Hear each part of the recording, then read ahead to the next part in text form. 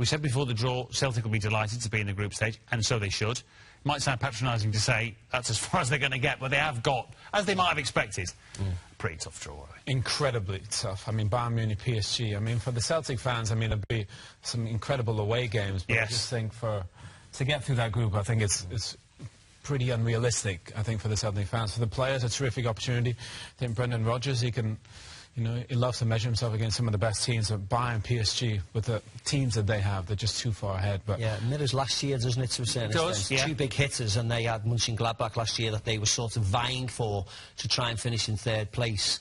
And it's a bit like that this year. You know, it's great, the fact that it was Man City and Barca last year, and this year it's Bayern Munich and PSG. But you know, the games like this, you know, where they played Man City, they had a good result against Manchester City. They did 2 draws, in fact, didn't they? Yeah, but you know, certainly up at Celtic Park, and great occasions against Barcelona. They'll certainly enjoy themselves. But 2 monsters of European football in Bayern Munich, and well, the team that everybody's talking about at the moment, isn't it, Paris Saint-Germain? Yeah, and for all that, obviously you'll look at Anderlecht and think, oh, must try and get maximum points if possible against them. For Celtic fans, the fact that you're going to welcome Bayern and PSG to Celtic Park, that whets the appetite.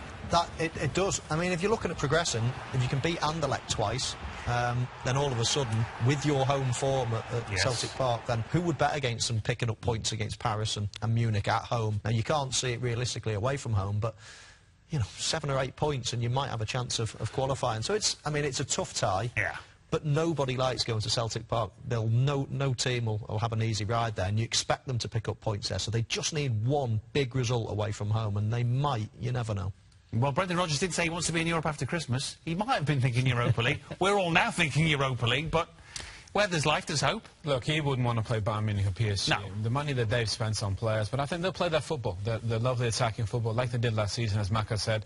They'll give it a go, but it's, you know, it's incredibly daunting at this stage to say, Bayern, PSG, can they get through them? As most of, they'll give it a go, but can they do it? I think it's a whole... I'd like to think, question. In a way, he wouldn't repeat the experience with Liverpool of a couple of years ago, where he almost tiptoed around the Champions League, rested his best players at times, and almost gave it up before he'd started. I'd like to think he'd throw the kitchen sink at this. Because that Liverpool, the year he managed Liverpool in the Champions League, they played, I think, Basel, Ludogorets, didn't they, in Real Madrid, and it was a really poor campaign.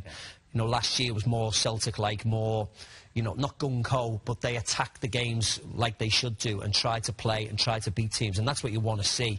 And I hope they do the same this year. As Michael said, the great thing is that they're going to play at Celtic Park, and we were up there last year, and the atmosphere when they played the Barcelonas and the Man Cities was electric, and they had really good performances. So as long as they can replicate that and then pinpoint the Anderlecht games, because Anderlecht have sold a couple of their better players, pinpoint those games to try and maximise the points, and they could have a little tiny squeak. It's only small, but, you know, let's all hope for them. Paul, Celtic. Well, it's easier than it was a year ago, in with Bayern Munich, PSG and Anderlecht, but still perhaps could have been easier. Still tough. I mean, you've got the 2, Munich and PSG, I think will be strong. We said that at the top of the programme. I think the usual suspects will be close. I think PSG have definitely strengthened with Neymar signing. Bayern Munich, I saw last Friday night playing, were excellent, with 5 or 6 players still to come back. Anderlecht, you'd think, would be the weakest team out of the group, but Celtic are going to have to play well above their normal way to get through. We started out by asking if Celtic could make it through to the knockout stages. You said you had to wait till the groups had been drawn to reassess. What's realistic now? Can you finish top 2? Would finishing 3rd and getting into the Europa League after the new year be success? For Celtic to finish in the top 2, Bayern Munich or PSG are going to have to miss out, and I don't think they're going to miss out. I think they'll give them a game, definitely, especially at Parkhead. But I said to you before, I think Celtic are going to have to get some sort of points on the board away from home, and to beat Bayern Munich and PSG in their own backyard is going to be extremely tough. Are you in there with 2 potential winners in PSG and Bayern? Potentially, yeah. Whether I think you're going to have, as I said, the usual suspects run about it to win the trophy. I think, but these 2, I think PSG this year could be a right good outside bet.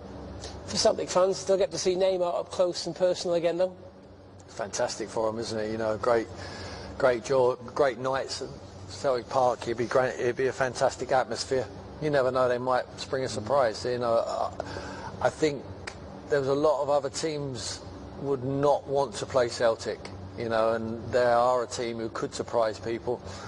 It's like you said at the start of tonight's programme, though, that if you're a player, maybe you'd rather play the big teams, even if it means it's less likely to go through than getting perhaps some of the lesser teams, the less glamorous ties, and then maybe slipping out anyway. It all depends what the expectation is of the football club, and I think they need to be realistic looking at that draw. If they've swum the channel if they get through this draw into the into the knockout stages, so it'd be very difficult for them to achieve it, but they're on a hide into nothing, you know, why not? Why not? Okay.